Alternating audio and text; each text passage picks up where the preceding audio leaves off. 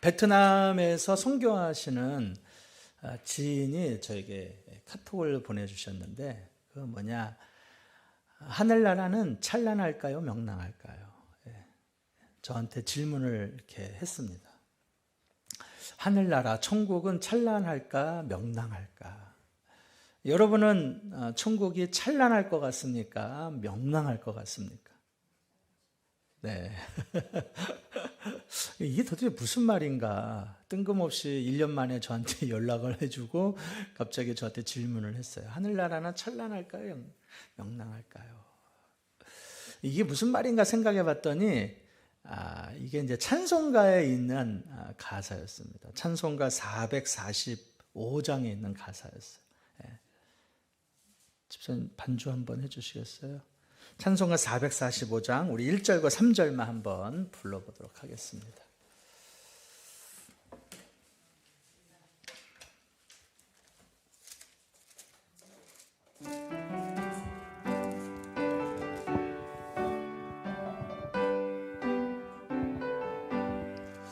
대산을 넘어 험곡에 가도 빛 가운데로 걸어가면 주께서 항상 지키시기로 약속한 말씀 변치 않네.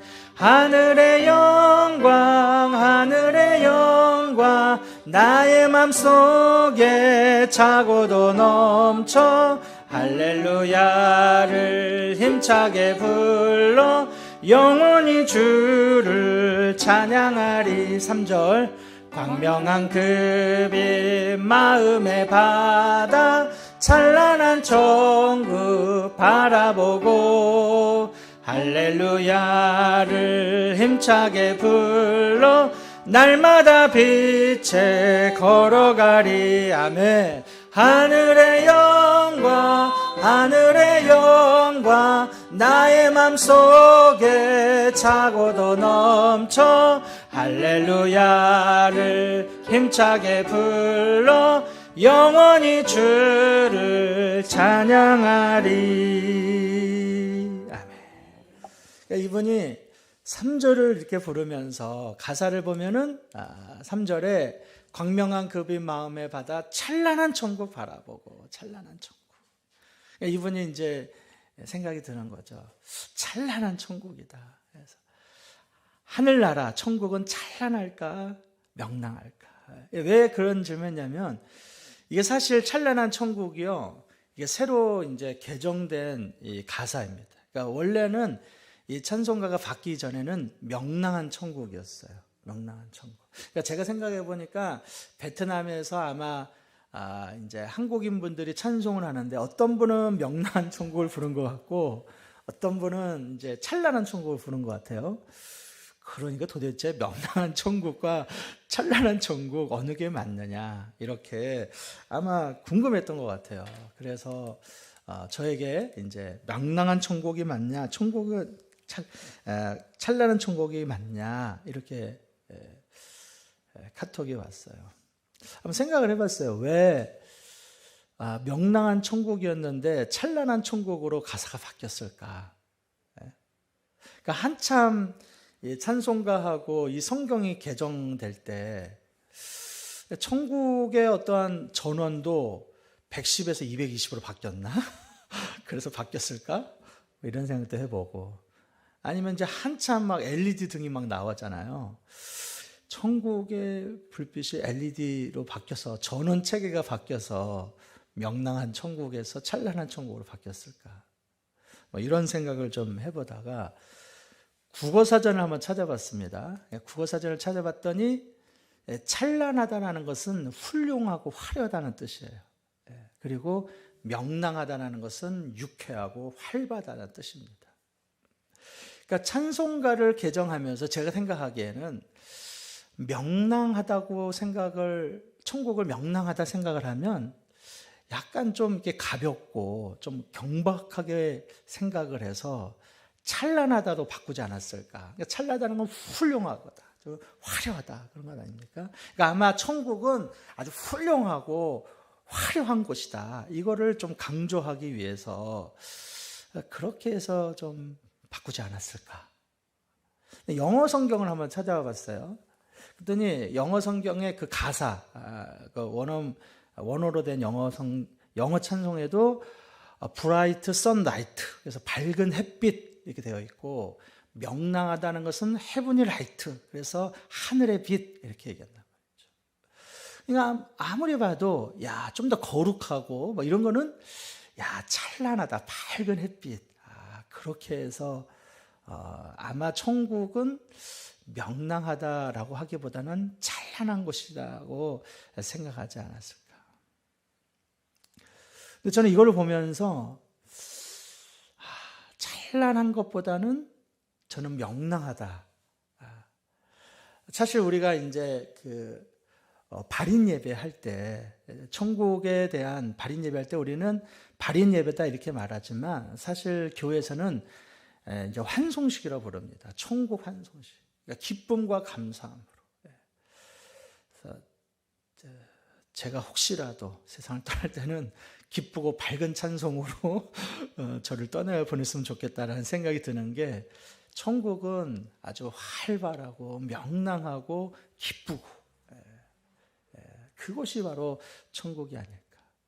근데 사실은 진짜 그런가는 하늘나라 계신 그분에게 여쭤봐야 돼요. 정말 그럽니까? 아니면 아직 우리는 가보질 않았기 때문에 정말 그런 걸까? 그러니까 사실 예수 믿는다라는 것은, 그리스도인들은 다시 오실 예수님을 사실 기다리는 거거든요. 그래서 재림주를 기다립니다. 우리는 언제 주님 오실까? 오늘이나 올까? 내일 오실까? 그리고 또 하나는, 사실 그리스도인들은 그 하늘나라를 소망하면서 살아갑니다. 그것이 우리는 본향이라고 그러잖아요. 본향. 우리는 하나님의 나라를 본향으로. 제가 이렇게 요즘 이제 조금 체중을 좀 조절하고 있는데, 제가 보니까 체중 조절은 20살 때까지가 아주 적정기래. 18세, 20세까지 아주 막 성장해 간대요. 가장 이쁠 때가. 그래서 낭낭 18세에서 18살, 20살. 20살 넘고서는 이제 기울어지는 거예요. 다 꺾어져 가는 겁니다. 어디를 향해서? 본향을 향해서, 주님을 향하여서. 내 육신은 쇠약해져 가고 연약해져 가지만 우리의 영혼은 강건하다는 건 바로 그거예요. 우리가 주님 앞에 설 날이 가깝기 때문에 내가 더 강건해지는 거죠. 그 천국이 명랑하고 기쁘고 또 활발하고 감사하기 때문에 그날을 바라보는 거죠. 이게 바로 그리스도입니다. 그리스도인들은 사실 하늘나라를 소망하고 살아가는 자들. 하늘나라. 이 땅보다는 하나님의 나라. 그런데 막상 죽음의 그림자가 다가오면 사람은 두려워합니다. 그리고 겁이 나기도 하죠. 대체로 이제 임종이 가까이 오면은 이제 좀 두려워하고 또 좀 겁을 내기 때문에 대부분 이제 목사님한테 신방을 와달라 그래요. 신방. 목사님 와서 좀 기도 좀 해주십시오. 좀 평안한 마음을 갖도록. 저도 가서 이제 기도를 하죠. 힘들어하는 하나님, 이분에게 평안한 마음을 주시고 천국의 소망을 주시고 기쁜 마음을 허락하여 주옵소서. 딱 기도하고 딱 멈추면은 그분이 딱 돌아가시면 최고예요. 목사님 기도에 영역이 있다. 그 편안한 모습으로 임종을 하면 최고입니다. 근데 실눈을 떠서 보는 거죠. 이분 돌아가셨나 안 돌아가셨나. 더 세게 누릅니다. 주여, 평안함을 주시고 주님 고통 가운데 있지 않게 하시고, 또 눈을 떠서 봐요. 아직 안 돌아가신 것 같아. 그러면 더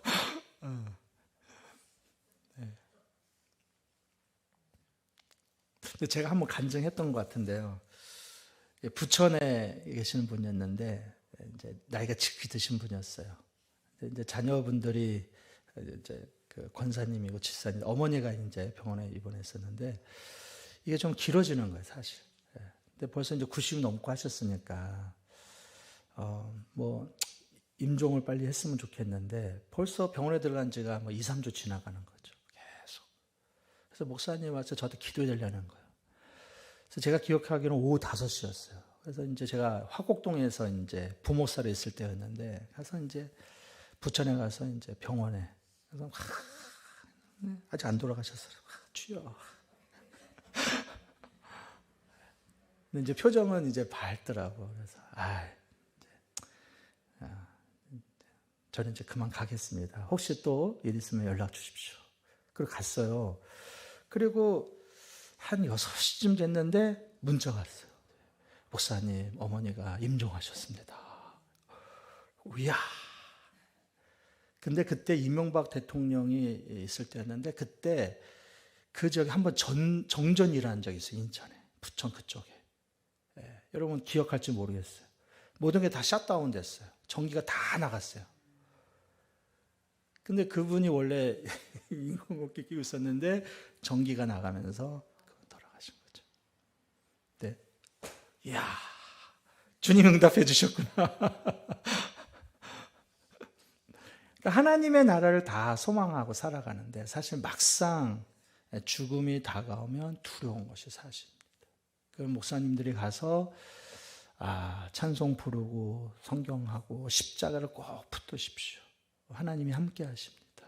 확신을 주고 오면 마음이 또 평안해지죠. 84세 노안으로 누워 계시는 권사님이 계셨어요. 이분이 누워 계시는데 다른 사람의 도움 없이는 일어설 수도 없고 또 돌아 누울 수도 없고 식사도 하지 못합니다.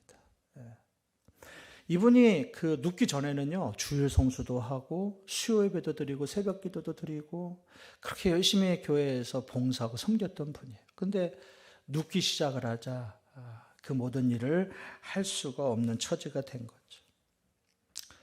그래서 얼마 전에 그 권사님이 이제 아들 목사님 또 사위 며느리를 붙들고 그러니까 매우 두렵고 두려운 마음에 어젯밤 꿈 얘기를 합니다. 내가 어젯밤 꿈을 꾸었는데 갑자기 아주 깊은 어둠 속으로 떨어졌다는 거. 그래서 그 깊은 어둠 속에서 막 헤매고 다니는데 근데 눈앞에 아주 커다란 성이 나타났다는 거. 그래서 누군가 하는 말이 여기가 천국이다 그렇게 얘기를 하는 거예요. 그래서 이 권사님이 기쁜 마음으로 안심된 마음으로 천국을 향해서 들어가는데 어떤 험상궂은 사람이 이 권사님을 딱 가로막으면서 하는 말이 너 같은 죄인은 이 문을 통과할 수 없다 소리를 치더래요. 권사님이 아니 그럼 누가 어떤 사람이 들어갈 수 있습니까? 그랬더니 그 사람이 하는 말이 통행증을 소지한 사람만이 들어갈 수 있다. 너는 통행증을 소지했느냐? 소리를 지르면서 이 권사님을 내쫓더라는 거. 그러니까 권사님이 거기서 쫓겨나서 그 깊은 어둠 속에서 막 방황을 하다가 꿈에서 깼죠. 다행히 꿈이었지만 이 권사님은 자신이 천국에서 쫓겨났다라는 것에 마음이 너무 아픈 거예요. 괴로운 거죠. 그래서 자초지정 그 꿈 얘기를 아들 목사에게 했습니다. 그랬더니 아들 목사님이 어머니의 말씀을 듣고 성경 구절을 읽어주죠. 하나님이 세상을 이처럼 사랑하사 독생자를 주셨으니 이는 그를 믿는 자마다 멸망하지 않고 영생을 얻게 하려 하심이라. 하나님이 그 아들을 세상에 보내신 것은 세상을 심판하려 하심이 아니요 그로 말미암아 세상이 구원을 받게 하려 하심이라. 그를 믿는 자는 심판을 받지 아니하는 것이요 믿지 아니하는 자는 하나님의 독생자 이름을 믿지 아니하므로 벌써 심판을 받은 것이니라. 이 말씀을 쭉 읽어드리고 이제 아들 목사님이 어머니 권사님에게 이렇게 말을 하는 거죠. 어머니가 한평생 의롭게 살아간다 할지라도 어머니의 공로를 가지고는 천국에 들어갈 수가 없습니다. 왜냐? 하나님은 공의로우신 분이시기 때문에 인간은 누구도 죄의 허물이 없는 사람은 단 한 사람도 없습니다. 따라서 사람은 누구나 죄로 가득하기 때문에 하나님의 공의 앞에 설 수가 없습니다.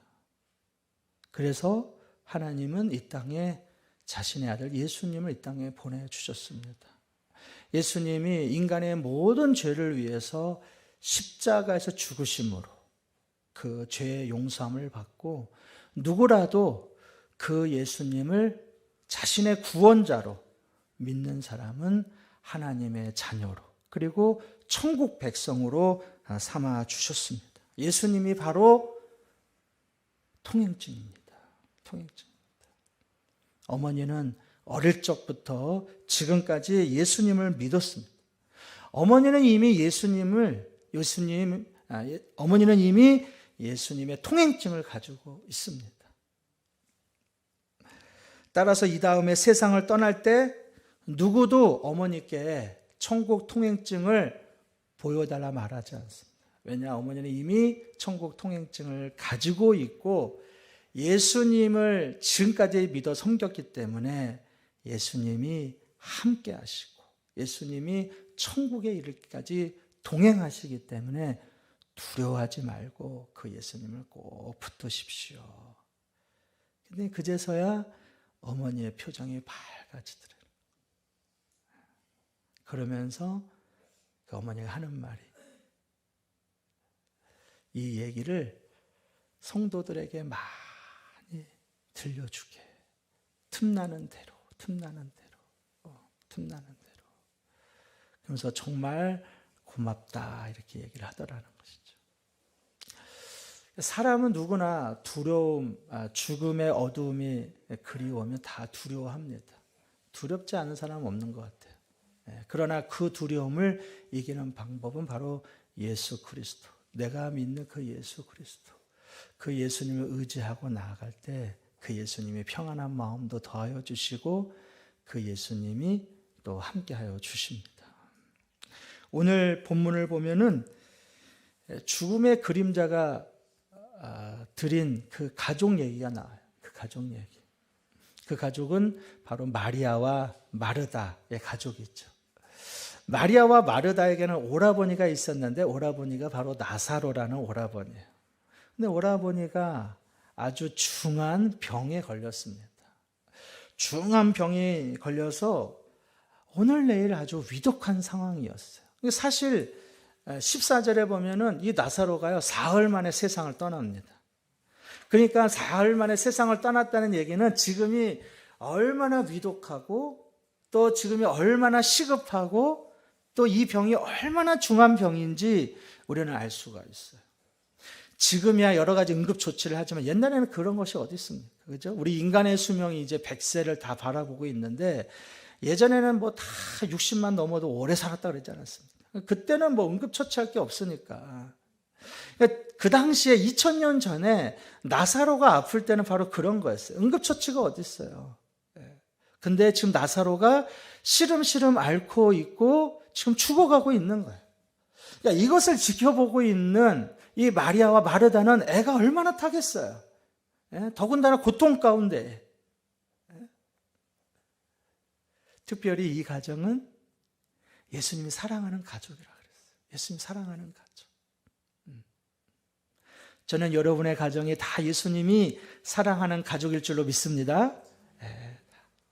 마리아와 마르다는 그런 것. 예수님 우리 가정을 얼마나 사랑하는데. 그래서 이것은 베단이라고 그랬습니다.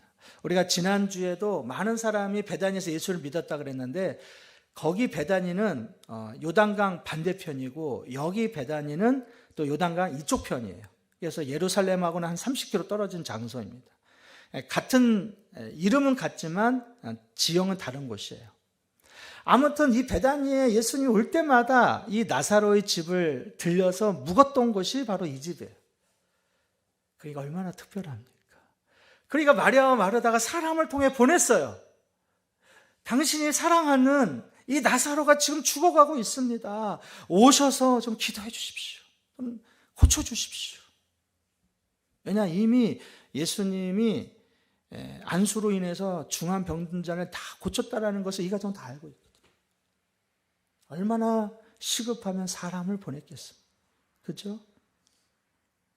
그런데 이렇게 시급하고 이렇게 다급한 상황에 예수님이 하시는 말씀은 너무도 태연해요.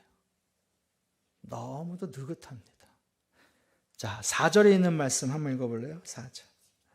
다 같이 읽어보겠습니다. 시작.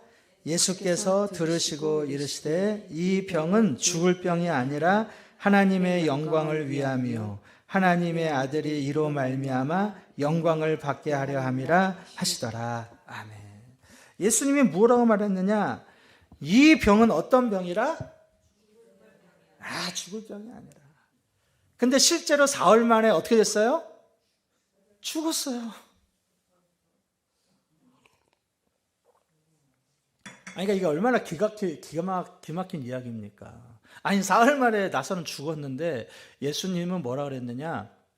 이 병은 죽을 병이 아니래. 예수님이 직접 본 것도 아니에요. 근데 사람을 통해서 들은 얘기는 나사로가 이렇게 씨름 앓고 있고 아마 별 얘기를 다 했겠죠. 뭐 열이 나고 땀이 나고 뭐 손발이 차가워지기 시작을 했고 호흡이 곤란하고. 근데 예수님이 딱 듣고 야, 그 병은 죽을 병이 아니야. 우리는 예수님은 하나님의 아들이기 때문에 생각하겠지만 일반적으로 생각해 보면 이거는 참 말이 안 되는 거죠. 사흘 만에 진짜 죽었다니까요. 다급하다니까. 근데 예수님은 태연하게 이 병은 죽을 병이 아니다. 그리고 이어서 하는 말씀이 뭐라 그랬느냐? 이어서 하는 말씀은 이 병은 누구의 영광을 위하며? 하나님의 영광을 위하며. 그리고 또 뭐라 그랬냐면 하나님의 아들이 이로 말미암아 무엇을 받게 하려 함이라? 영광을 받게 하려 함이라. 영광을 받게 하려 함이라. 이게 도대체 무슨 말인가? 그러면 이렇게 생각해 볼 수가 있어요. 나사로가 이렇게 아프고 죽어가는 것이 하나님의 영광이냐 이거예요. 가족이 지금 시름시름 죽어가고 있어요. 나이가 많은 것도 아닙니다. 그런데 나이도 많지 않은 나사로 오빠가 지금 시름시름 죽어가는데 예수님이 하는 말씀은 나사로의 이 병든 것, 이 고통이 하나님의 영광을 위함이라는 거예요. 더 나아가서 나사로의 가족이 겪는 이 시련, 이런 슬픔, 이런 애통함, 이런 고통이 예수님의 영광을 위함이라는 거예요.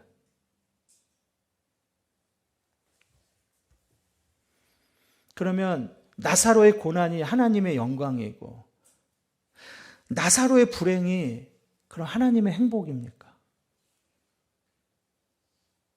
그러면 사람들에게 찾아오는 모든 질병, 사람들에게 찾아오는 모든 실패는 단지 하나님의 영광을 위한 하나의 도구일 뿐이냐 이거예요. 그럼 사람처럼 인간처럼 불쌍한 게 어디 있어요? 우리는 다 하나님의 형상을 입고 다 형상 입었다 그랬는데 하나님의 자신의 아들을 죽이면서까지 사람을 존귀한 자라 그랬는데 이 문맥으로 보면 나사로가 병든 건 하나님의 영광을 위해서 그런 거야. 너네 그렇게 슬픔 가운데 있지? 너네 이 불행은 하나님의 행복이야. 그러면 사람은요 너무 무가치한 존재입니다. 우리의 인생은 정말 무상한 거죠. 나의 이런 고난이 하나님의 영광을 위해서만 그러는 걸까? 내가 이렇게 겪는 시련이 하나님의 영광을 나타내기 위해서 이런 걸까? 그것 때문에 내가 이렇게 아픈 걸까? 내가 이렇게 힘든 걸까? 내가 이렇게 시련 가운데 있는 걸까? 그럼 나는 뭘까?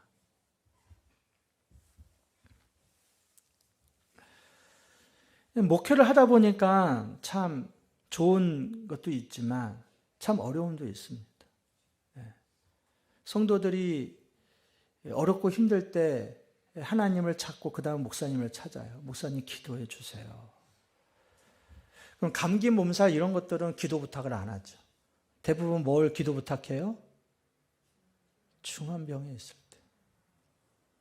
그럼 참 목사의 마음이 괴롭습니다. 성도들이 많을 때는요, 오전에는 장례 예배 드리고 오후에는 결혼식 주례해야 돼요.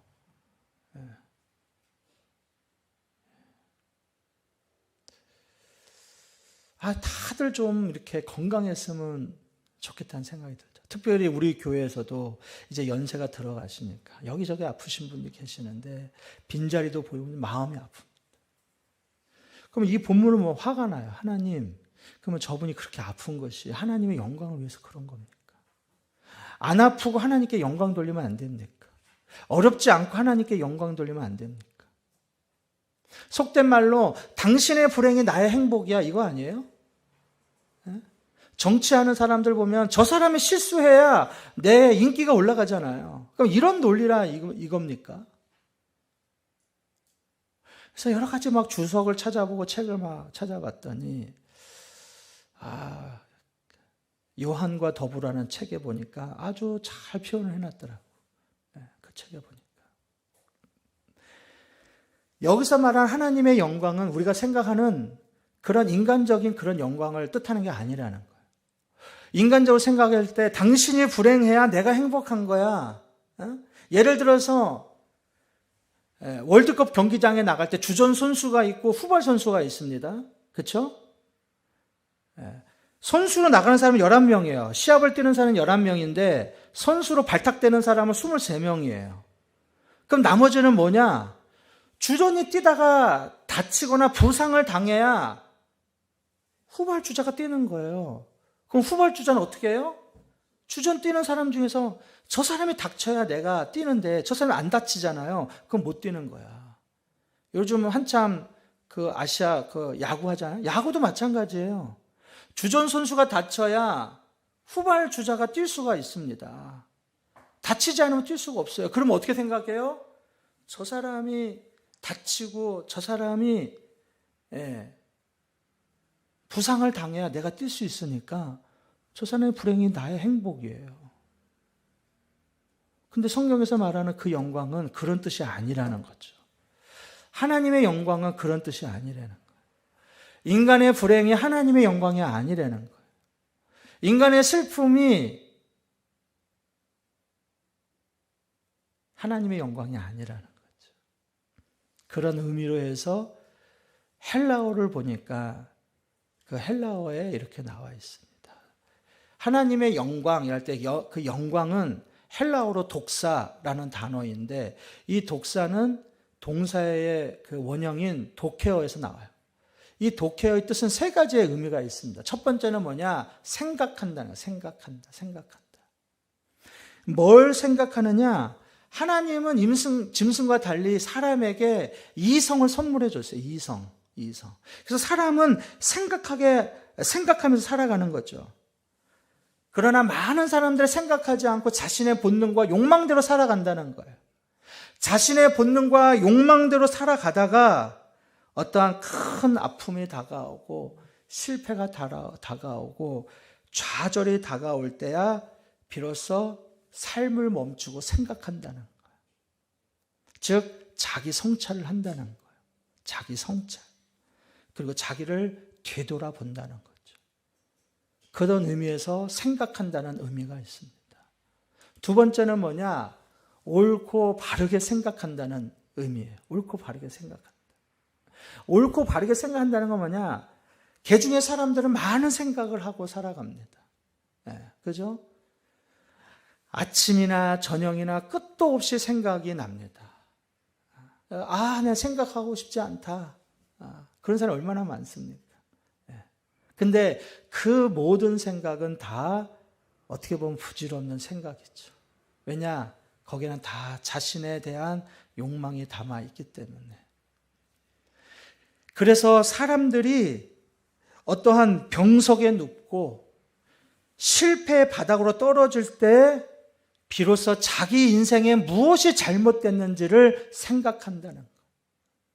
무엇이 옳고 무엇이 바르고 그리고 가치 있는 것이 무엇이고 영원한 것이 무엇인지 그제서야 옳고 바르게 생각한다는 거죠. 세 번째는 뭐냐? 하나님을 찬양한다는 의미. 하나님을 찬양한다. 하나님을 찬양한다는 건 뭐냐? 사람들은 자신의 업적을 기리고 살아가죠. 자신의 업적, 자신의 능력을 찬양하면서 살아갑니다. 내가 세운 계획, 내가 하고자 하는 모든 것들이 자신의 능력으로는 다 할 수 있다고 생각하는 거예요. 그러나 내 것인 줄 알았던 건강, 내가 세웠던 계획과 목표가 어그러질 때 사람들은 비로소 자신이 유한함을 깨닫게 됩니다. 그리고 영원하신 그 하나님을 찾죠. 그래서 그 하나님을 찬양합니다. 그러니까 하나님의 영광의 그 영광이라는 것은 뜻은 바로 생각한다, 옳고 바르게 생각한다, 하나님을 찬양한다. 다시 말씀드리면 나에게 고난이 왔을 때 생각하는 거예요. 시련이 왔을 때 무엇이 옳고 바른지 내가 생각한다는 거예요. 그리고 그 시련을 통하여서 하나님을 찬양한다는 의미입니다. 그러니까 이런 것을 다 생각해 보면 우리에게 임하는 모든 질병, 우리에게 임하는 모든 실패는 결코 불행이 아니라는 거예요. 왜냐? 그 고난과 그 실패와 그 불행을 통해서 다시 하나님을 만나고 하나님의 영광에 동참하게 되더라는 거예요. 하나님의 영광에 동참.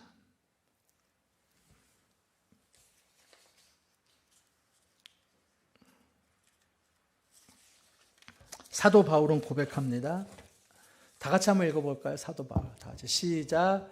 생각하건대 현재의 고난은 장차 우리에게 나타날 영광과 비교할 수 없도다. 생각컨대 현재의 고난, 내가 당하는 고난, 내가 당하는 시련, 내가 당하는 아픔은 우리에게 나타날 영광과는 비교할 수 없다는 거예요. 비교할 수 없다. 여러분 혹 고난 가운데 있습니까? 아니면 어떠한 시련 가운데 있습니까? 그 고난과 시련을 통해 다시 하나님을 만나고 그리고 이번 한 주간 그 하나님께 영광 돌리는 복된 우리의 삶이 되기를 주의 이름으로 축원합니다.